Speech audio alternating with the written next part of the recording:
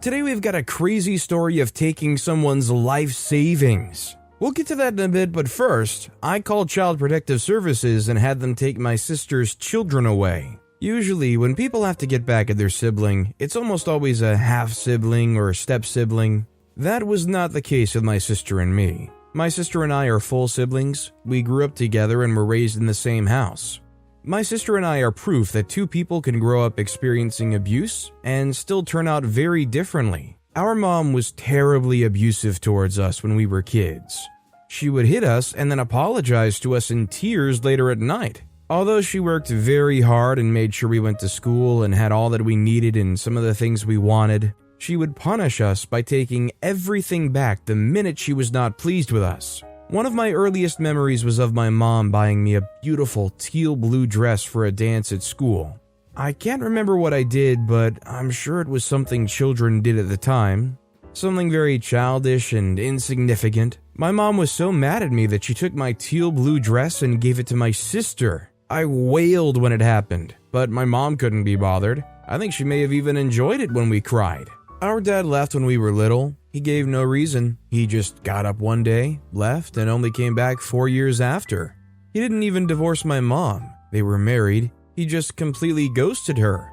The year he left, my mom broke down completely and my siblings and I witnessed too many emotional meltdowns. She went to the police to file a missing persons report, and she had every family member and friend looking for him. After a month, the police found him in another state, and my dad lied about running from the house because my mom was abusive. He also lied that they were separated. My mom was abusive towards us and her children, but she was never mean to my dad. If anything, she worshipped him and he treated her like dirt. My mom was mean to my sister and me, but she was less mean to our brother. She hardly ever corrected him and was cool with nearly everything he did, even if what he did was disrespect my sister and me. We were older than him. While I don't think my mom became abusive because my dad left, she became a lot meaner to us after he left. She kept providing for us, but she would seize our stuff and starve us if we didn't do what she wanted. My sister and I hardly had any friends because my mom would complain about our friends. They were either bad girls who wanted to introduce us to boys and drugs, or they were sassy and would teach us to disobey and disrespect her. Having a boyfriend was a huge no too. We simply were not allowed to date at all. I didn't have a boyfriend until after high school, but my sister found her way around my mom's rules and secretly dated her boyfriend, who later became the father of her children. Her relationship was kept secret for a while, but my mom and everyone else soon found out about it. At this time, my mom had gotten herself a boyfriend and was too preoccupied with her relationship to care about whatever my sister and I were doing. Just as my dad was a chronic on and off father, my sister's boyfriend would regularly just ghost her. He would stop speaking to her for months, and whenever that happened, she would fail woefully in school. She used to play tennis and was a great player too, but whenever he left her again or they had any sort of argument, she would fall apart and abandon tennis altogether. It was almost like she lived for him. Without him, she couldn't function well. I tried to talk to her about her behavior many times, but my sister never listened. Instead, she would hit me. I could have hit back and even beaten her up if I wanted to. My sister was a year older than me, but she was smaller and, I dare say, weaker. She was the athlete, but I did a lot of running and boxing then too and could have easily beaten her up. For some reason, I never did. I just let her slap me around. I try to look away each time she embarrasses herself whenever her boyfriend leaves her, but I just couldn't. It was hard, not just because she was my sister, but because I got secondhand embarrassment just watching her make a fool of herself every time. My sister and I ought to have graduated from high school together since we were in the same grade, but she dropped out in her senior year. She just stopped going to school. I wanted to tell my mom about it, but I was scared that my mom would hit her. One day, I decided that I was going to tell my mom that my sister had stopped coming to school. I knew she was dropping out because of her boyfriend who had dropped out the year before. I hoped my mom would just make her return to school, but she didn't. She just laughed and promised my sister that she was going to have a horrible life without an education. Women who have great jobs in education don't even find it easy to get by. Without an education and a decent job, you're doomed. "I never expected you to amount to anything anyway," my mom had said. My sister never returned to school. She got a job at a cafe close to our home and lived with my mom. She soon got pregnant with her first son. I wasn't at home when that happened. I'd gone off to college. When I returned home 2 years later, she was pregnant with her second son. My mom was constantly mad at my sister. She wanted her to move out of her house, but my sister wouldn't leave.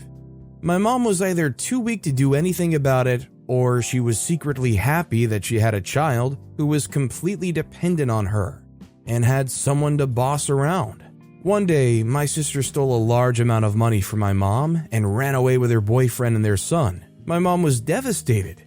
She cursed my sister every day and became very hostile toward me. I could no longer live in such a toxic environment, so I left. My brother came along with me. We got an apartment of our own and split the bills. While I paid the larger share of our rent, my brother bought groceries and took care of our feeding. He owned a small fast food business anyway, so I never worried about food. All I did was work and try to build my career. One day, my brother told me that someone we knew had walked into his food shop to eat and had told him that my sister was struggling with drug addiction and that she was in a bad shape. I knew my sister used recreational drugs often, but I didn't think that she was or could be addicted to anything. Aside from her boyfriend, of course. Her boyfriend was rumored to have worked for a drug dealer before, but we never took it seriously. It wasn't unusual for that sort of thing to happen in our neighborhood anyway. I told my brother that we had to reach out to her and see how she was doing, but he refused. She's decided on the path to walk on. We really can't help her at this point. She's a lost cause. I remember thinking my brother was selfish. I got mad at him. He had no right to declare her a lost cause. He was on the verge of dropping out of high school too, and had even gotten mixed up with some gangsters on the streets. If it hadn't been for my intervention, he'd never have been able to train as a cook and own a business. We have to do something. She may have behaved badly in the past, but she's still our sister. My brother shrugged. "I'll make sure to remind you that I told you so," he said and walked away. I was pissed by his comment, but I didn't bother with a response. I understood his concerns. My sister had proved to be grossly irresponsible over the years. She dropped out of school, quit all the jobs she managed to get without even giving her employers a notice, and got pregnant twice by a man who couldn't afford to take care of his children or even himself. I called her and she told me that her ex had been hitting her. He started hitting her when they moved in together. I asked her to come over to our apartment and live with my brother and me. She agreed, and I sent her money for bus tickets. She came over with her 2 sons, to the annoyance of my brother. He was so mad at her that he wouldn't even look at her. I was preparing for my wedding at the time, and my fiance and I were saving money, but I had to talk to him about cutting down on our expenses so I could pay for my sister to go to rehab. The 3 months she spent away were very hard for me. I had to take care of her boys, argued a lot with my brother who just could not deal with having kids around, and even argued a lot with my fiancé because I barely had time for him since I had my hands full. When my sister returned, she continued to live with us, and while she found it difficult to get a job, she was very helpful around the house. I had promised my brother that she would leave as soon as she returned from rehab, but when she did return, I couldn't ask her to leave, since she had no money of her own. My brother was mad and soon moved out, which put a strain on our relationship for a while and, of course, burdened me with more responsibilities. I had already asked to postpone the wedding just so I could bounce back. One day, I spoke to my sister about getting a job and she flared up. I was irritated and told her to stop being so irresponsible. She almost hit me. It brought back my memories of how she used to hit me when we were in high school. I was livid and threatened to beat her up if she tried. She ran to the guest room where she stayed and slammed the door. While I was very mad at my sister, I understood her behavior and was willing to move past it. I just wanted her to get a job so she could move on with her life and stand on her feet again. For 3 days, my sister refused to speak to me. She actively avoided me, but I wasn't bothered. I figured she would be ready to talk later. One day, I returned from work and she was gone. She had left with her kids and gone back to her boyfriend. It hurt me what she did and it was hard to move on from it, but I did it anyway. Months later, I started getting calls from her. She was using again, and her man would regularly bring women home, and if she dared to confront him, he would hit her. I refused to listen to her. My husband, we had a small wedding later, encouraged me to ignore her too. She clearly does not want to be helped, he said to me. I let it be, but I still wanted to help her. I had memories of my sister when she was a bright, helpful young girl. She was athletic and brilliant. I kept thinking I could help her. Maybe if I just tried, she could go back to being as great as she used to be. I also saw how much my sister loved her kids. She was willing to do anything for them. And I felt she could be willing to become more responsible for them too. I invited her over to my house. My husband wasn't happy about this, but I promised him that it was my last try. When she came with her kids, she managed to get a job at my brother's fast food shop. I was glad that things were looking up for her, but she soon left the job. She didn't tell me why, and my brother didn't tell me why she left either, so I let it be. It wasn't until much later that my brother told me that he had caught her buying drugs from someone. He was angry because he knew how much I'd spent to get her into rehab. I confronted her, but she said nothing to me. She just looked away. The last straw for me was when I returned from work one evening and met my sister and my husband in our bedroom and had a heated argument. I was so curious about why they were arguing that I didn't even notice that my sister was wearing a red robe that belonged to me, and her body was visible under the robe. It turned out that my sister had noticed that my husband was not going to work that day and had snuck into our bedroom and tried to seduce him. I wasn't even surprised. I'd always known that she secretly resented my success and the fact that I had a loving and supportive spouse. I gave her a week to leave my house. She tried to move in with my mom, but my mom was not having it. She called the police the minute she saw her. My husband didn't feel safe leaving her in our home when we went to work, so whenever we were leaving for work, we would lock the bedroom door. One day I forgot to lock the door and only remembered when I was already at work. I rushed over to my team leader and told him that I had an emergency. I drove home, and as if I was clairvoyant, I saw my sister in our bedroom, frantically searching everywhere. I had some wads of cash in the drawer next to my bed. She had brought it out and placed it on the floor. I knew she was looking for money. When I caught her, she started screaming and tried to attack me. She couldn't, of course, as I was bigger and stronger. I called Child Protective Services the next day. I told them that she was a violent drug abuser and that the boys are not safe with her. They came and took her boys away while she wailed and cursed at me. Since she refused to leave my house, I called the cops on her too. That was how I got back at my ungrateful sister. Honestly, the saddest part of this story is that while OP resorted to these things and got their revenge, you know just on the way OP was saying things that deep down inside, it was the last thing they wanted to do. It's just they were given no other option when your sibling is so self-destructive. I mean, they're so self-destructive, it started becoming destruction for other people too. That said, our next story is... Husband cheats on me with sister, so I take his life savings. I read in a newspaper article or a magazine somewhere that men have a hard time controlling their sexual desires. I know this is true because back in high school, guys would say anything, literally say anything just for you to get with them. It's weird, but still I appreciated that fact.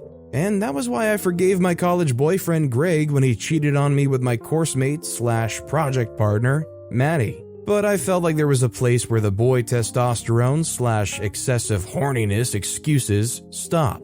I expected that when we're married, you find a way to cut back on those things that put you in a position to want to cheat on your wife. But that was not the case for my husband Greg. After cheating twice, once when we were in college and the other a few years into our wedding, he decided to give unfaithfulness one more go. And of all the girls in the world he could cheat with, he chose my sister, who he was almost 10 years older than, by the way. I've been stupid for so long, listening to his excuses and playing the understanding girlfriend and wife, but no more. I took my kid and raided his cash stash of over 170 grand. But before we proceed, let's go back to the dreadful day when I met Greg. The second semester of my first year in college was a bad year for everyone in my class. We had a classmate that died. It was self-inflicted due to depression. It's true when people say that when someone does that to try to escape the pain never truly goes away. It just gets passed to other people. I was one of those other people. I was never really close with the guy, let's call him Jacob, but we talked a few times. Whenever we sat together for a lecture, he never had any good things to say on virtually any topic. We could all be talking about relationships, and when it was Jake's turn to speak, he would go on a dark rant about how painful and heart-wrenching relationships are, inadvertently bumming us all out. I started to avoid him because of this. Most of us did. We never truly tried to appreciate how much he was suffering until it was too late. When we got the news, I felt sick immediately. I blamed myself. Anyways, after a few weeks of not leaving the couch, my roommate Fred decided that we needed to go to an actual party to get me out of my pity party. He wanted to go to a rave, but I wasn't into it, so we settled on getting drinks at a bar with some friends. When we got to the bar, I listened to one of my friends, Jean, go on and on about her new boyfriend, and after a few minutes, the waiter brought me a martini. I quickly told him I didn't order it, but he told me that it was from one of the guys at the bar. I looked around, and there I saw him, Greg with some guys. He waved at me and I waved back. I rarely drank because I was a lightweight, so I'd promised myself that I was only going to drink club soda that evening. Before I could decide what to do with the drink, Jean slid it over to her side and drank it. We kept talking for a few moments before Fred alerted me that he was coming over. I turned to him and he said hi and introduced himself. He asked me if we could talk for a moment. I wanted to say no because I'd already surpassed my energy limit when I decided to go to the bar with Fred. Before I could answer him, Fred spoke up on my behalf. He said yes, that I would very much like to talk to him. I decided to just go with it and hear what he had to say. We talked for a little while at the bar, and within those few minutes, he proved himself to be a really interesting guy. He was somebody that I'd like to see again, but when he asked me if I'd go out with him, I said no. I told him I was busy with stuff and figuring things out and I couldn't be in a relationship then. He said okay, and gave me his number in case I changed my mind. I was sure I wouldn't, but I collected it anyway. The next few days, I'd totally forgotten all about Greg. I went to class, which was the first time I had in some time. We had a test, so I had to show up. When we were done, I stepped out of the hall and headed home. As I was walking across the lawn, I heard someone yell my name from behind me. I turned around, and to my surprise, it was Greg. He walked up and said hi, and we talked for a while. The next time I checked my watch, an hour had passed. And I told him I'd had to go. He said okay and told us to continue our conversation over dinner. That was the second time he was asking me out, so I decided to say yes. He was sweet, smart, and funny. What could go wrong, right? Well, we went out together once, then again, and 1 month later, we were dating. Every one of my friends liked him. He was more outgoing than I was, and they all had fun with him whenever he was around. Greg played basketball on the school team, and because of that, he was kind of popular, which didn't sit well with me. I didn't want to be one of those girls associated with jocks, but Greg assured me that it wasn't a problem, and that if I wanted to keep our relationship private, it was fine. Back then, I thought that this was him being the sweetest guy on earth, but I didn't realize that it was all a ploy to cheat on me. Girls tend to ask fewer questions when they can't associate you with an actual girlfriend. I learned this the hard way. A few weeks into the start of our second year, my class was put in groups for a project, and I was paired up with a girl named Maddie. We met up at a coffee shop to discuss our plans for the project, and when Greg came to pick me up, he met Maddie. I introduced Greg to Maddie as my friend, because as we've discussed before, we were keeping our relationship private from anyone who wasn't close to us. I went to the restroom for a minute, and before I came back, Maddie and Greg had already exchanged numbers. I didn't know this at the time, of course. A little over 2 weeks later, I was supposed to go to classes, but it was my time of the month, and I was feeling like crap. I was on the road already, and I didn't want to return home because Greg's place was closer. I went into his house, and to my shock, Maddie was there. and she wasn't clothed. They both weren't. I've never been so shocked and confused in my life. Till that day, I never even had the slightest idea that maybe Greg was cheating on me. He'd always been so sweet, so attentive. He'd been the perfect boyfriend. Of course, I should have known that they don't exist. I walked out of the house without giving him a moment to explain. Maddie also looked as confused as I did, but I didn't even bother to talk to her. It was my fault anyways. She didn't know he was my boyfriend. Greg tried calling and sending texts, but I didn't reply to any of them. I just stayed in my room. He even tried coming to my apartment, but I told Fred not to let him in. A few days went on like this, and the next time I saw Maddie in class, she promptly apologized. She told me that she had no idea that we were together, and when she asked Greg, he also said that we were just friends and nothing more. I told her that it was fine since she didn't know, but I still didn't talk to Greg for another few weeks. In my mind, I had decided that we were over, but that was far from the truth. Exactly 3 weeks after the incidents, Greg still hadn't stopped calling, texting, and sending me gifts.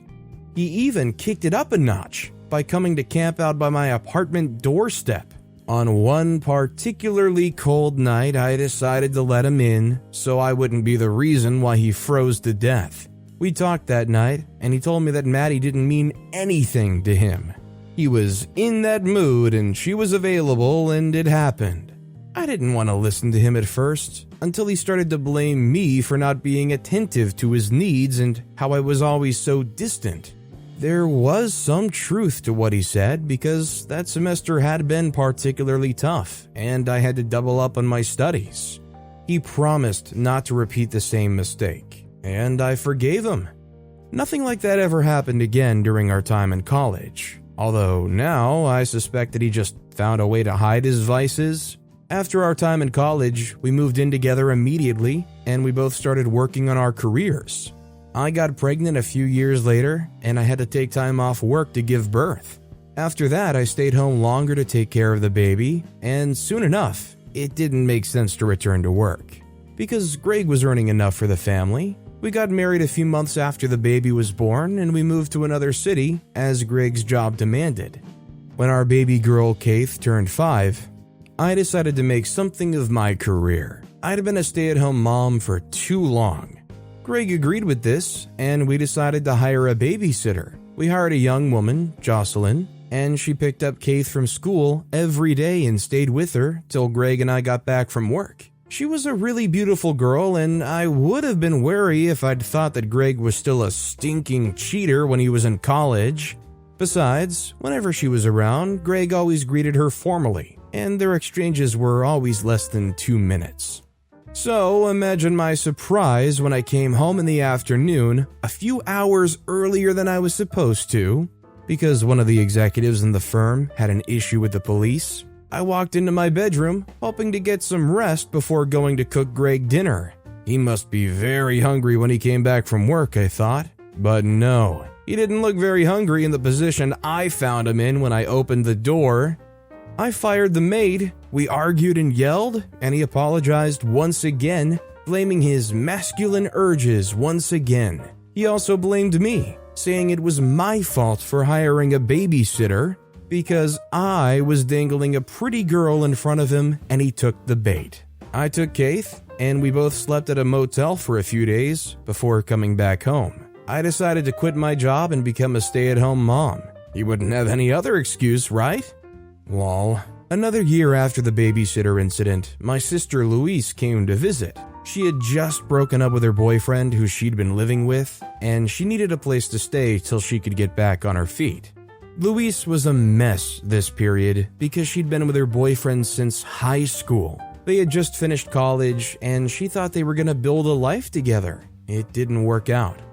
Anyways, I felt safe having Louise in the house because she was my sister. There was no way Greg was going to make a move on her. At least that was what I thought. As I've said before, Greg was loving, caring, and attentive. That was how he won me over in college, and that was the same way he won Louise over. I had gone to get some groceries that fateful day, and when I came back, I knew something was wrong. Kate was by herself in the living room, and there was no sign of Greg or Louise. I checked the bedroom, and there they were, kissing passionately. There was no mistaking it. They were about to get together. Greg jumped off the bed as soon as he saw me and did what he did best. He begged and pleaded, counting all the reasons why it wasn't his fault, while Louise just sat there crying. I thought I knew pain when I caught him cheating the first time, or the second time. I thought I couldn't be moved anymore by his promiscuity, but that was a lie. I locked myself in the bathroom for over 30 minutes crying, and when I was done, I knew what I was going to do. That night, I gave Louise some money to get a motel while I slept in the guest room. The next day, Greg apologized once again before going to work, and even though I didn't say anything, he had believed that I was going to get over it like the last 2 times. But that wasn't going to happen. A few hours after he left for work, I went to his stash, which was a loose floorboard in his closet. He kept all his valuable things there because he thought that having a safe would be too obvious if we ever got robbed. I grabbed all the money in the safe, which totaled $178,000. Then I grabbed all my stuff before going over to Kate's school to pick her up. Then I left for another city. When I safely settled, I called my lawyer and filed for a divorce. It was quick and quiet because Greg didn't want anyone to know that he cheated with my sister. He gave up the house, which I sold off because I didn't want to have any memory of him. He didn't even mention the money in court because he knew that if he did, I would have gone the extra mile to let everybody know what a cheating jerk he really was. I still don't speak to my sister, but I guess in time I'll learn to forgive her. Or not. Let's see how it goes. I mean, no offense, but based off of OP's track record, it seems like it's almost inevitable at some point they're going to forgive their sister and start talking to them again. If you were in a committed marriage and your own sibling ends up sleeping with your spouse, would you ever be able to forgive your sibling again? Would you ever be able to go back to having a sibling relationship with them? I'd like to know what you guys think, but with that being said, that's all the time we have for today. Now, if you want to hear another crazy revenge story, check out that video on the left. Or if you missed my latest video, check out that video on the right. That said, I'll see you all next time with some more stories.